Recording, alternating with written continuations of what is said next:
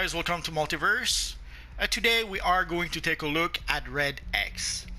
Basically our friend Prodigy Dash asked if I could make a Red X video, so let's get this party started. For those of you who may not know, Red X was a character from the Teen Titans TV show. Originally it was Robin who had just taken this identity to be able to infiltrate the organization of Slade.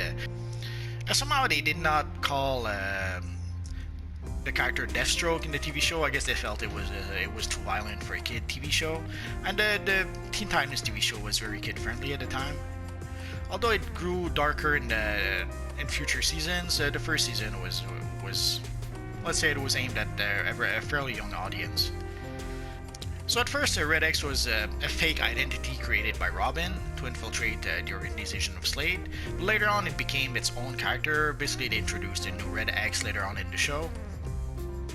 And I don't know if they ever revealed who the new Red X was. It basically was a mystery that they built on at first, and I have no idea if they ever revealed it. I didn't really watch the Teen Titans TV show all that much. I watched a few bits here and there. I tried a few episodes early on, but I was too old for that show. It's pretty much that simple.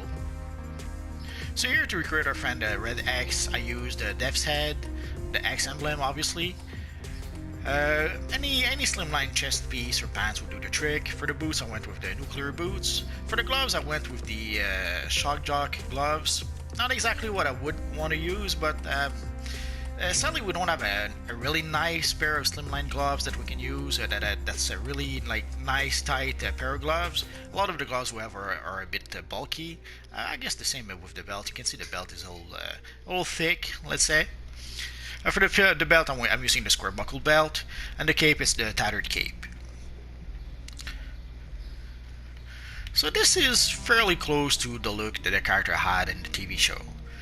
Although I did a tiny bit of research, and I found maybe an alternative that could be nice to explore. Let's take a look.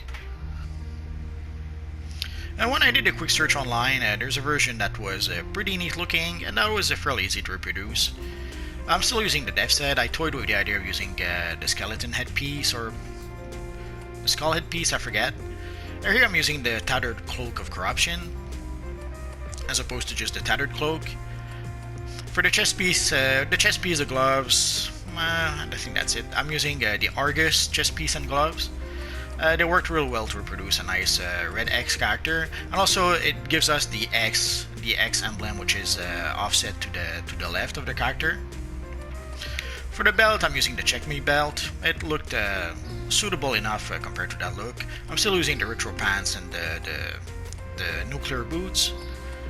And I thought it gave us a neat looking Red X character. It moves away a bit from the look that the character had in the TV show.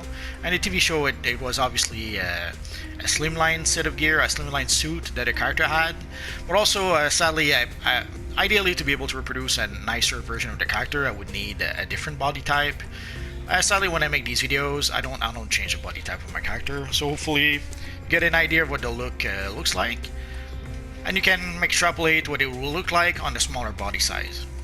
This could be sort of seen as the grown-up version of Red X in somehow.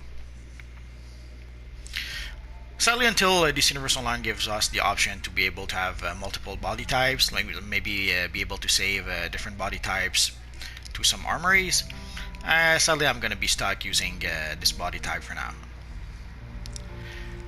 I guess I could have created characters with multiple body types, with multiple different body types. Sadly, getting the styles for one character is sometimes difficult enough. There's no way I can get some of those styles. Like the tattered cloak of corruption, it was hard enough just to get it on this one character. I wouldn't see myself being able to get it on multiple characters. And the same is especially true with a lot of other styles. I thought we could try a version with the red chroma material. Sadly, I had to cheat a bit. I'm using the Beyond gloves, but the Beyond gloves would be a little bit more suitable if they didn't have like the spiky things on the gloves, but it works well enough. And for the cape, I had to use the tethered cape. If you use a material over the tattered cloak of corruption, it becomes a bit funky. And there's a little too much silver on the chest piece, but it still works well enough.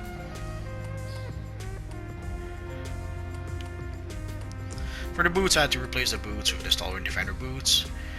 And the pants, I think I'm using the V Slimline pants. So we can, if we use the chroma material, we can make a nice looking enough Red X character with this look. With this version, to use the red chroma, I went with the scuba chest piece, although it gives us those metallic lines. Sadly, it cannot be avoided. There's not really a chest piece that's a full slimline chest piece that's only one color. And I guess I had the same issue with the gloves. I had to cheat a bit with the gloves. The belt works well enough. For the pants, I had to switch to the V-suit pants, the boots, the Stalwart Defender boots. With the tattered cloak, it worked well enough. And you can see the black is not 100% black. There's a slight red tint into it, which kind of works even a bit better with the look of the character. So using the chroma material, you can make a fairly nice approximation of the Red X character. So that is pretty much it for now, guys. If you have any questions, feel free to ask so in the comment section down below, and I'll see what I can do about answering your questions. So as always, guys, thanks for watching, and hopefully I will see you guys next time. Bye bye.